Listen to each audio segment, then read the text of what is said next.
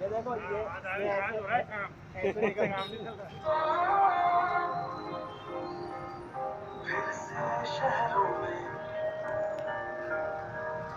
रौनक आएगी, फिर से गाँव में लौटेगी हंसी, फिर से साथ सारे यार होंगे, ना होगी पाबंदी, ना नौकरी को,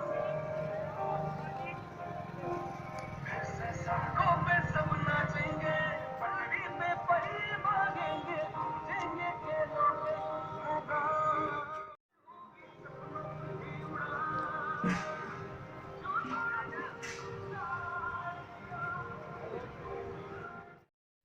जी सर।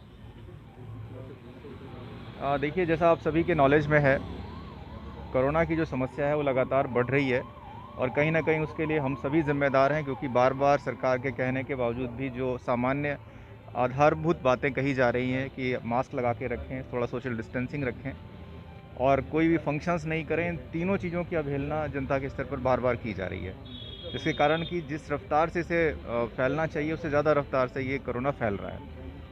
इन चीज़ों को देखते हुए राज्य के कुछ ज़िलों में जहां पर कि इसके फैलने की रफ्तार कुछ ज़्यादा दिख रही है, वहां पर 144 लगाई गई है दोबारा कल, जिसमें अजमेर भी एक ज़िला है।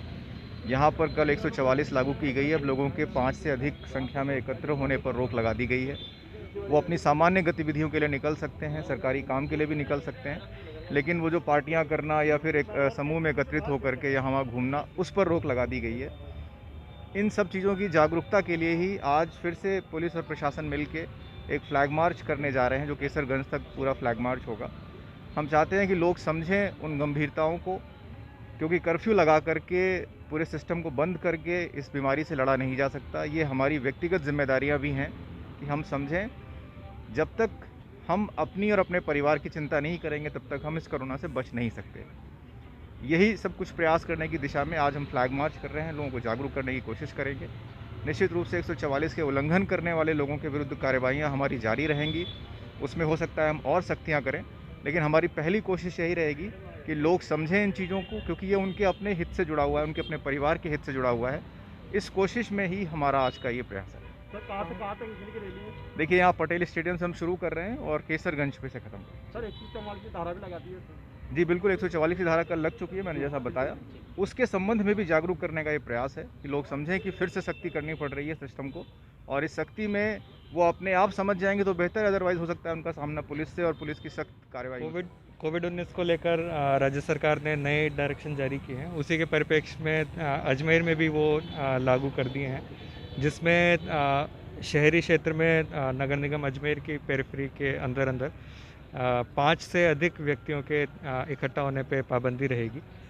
ये कुछ जगहों पे इस पे ये लागू नहीं होगा, जैसे जिसमें छूट मिली हुई ऑलरेडी हॉस्पिटल्स, बस स्टेशन, ये गवर्नमेंट ऑफिसेज, इन जगहों पे लागू नहीं होगा। उसके अतिरिक्त सभी जगह पे 5 से अधिक लोगों पे पाबंदी है। इसके अलावा भी किसी भी तरह के फंक्शन, शादी एवं अंतिम संस्कार को छोड़ के सब तरह से फंक्शन बंद है बिल्कुल तरह से। इसीलिए आज ये रैली निकाली जा रही है पुलिस विभाग द्वारा, जिसमें लोगों पे ये मैसेज भी जाए कि ये 5 से अधिक लोग इकट्ठे ना हो, और इसी की इन्फोर्समेंट अगले कुछ दिनों तक 31 अक्टूबर तक ये लगातार जारी रहेगी।